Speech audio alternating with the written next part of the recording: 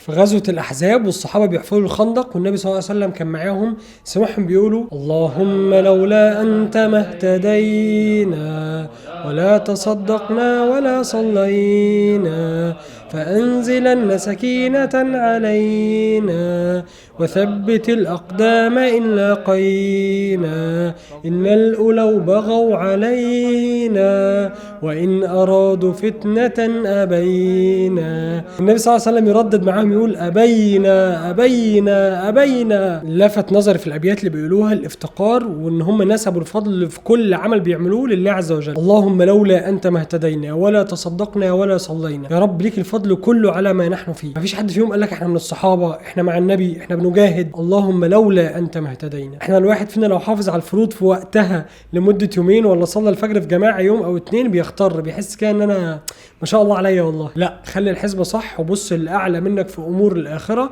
عشان تجتهد وتعمل. فاللهم لولا أنت ما اهتدينا ولا تصدقنا ولا صلينا.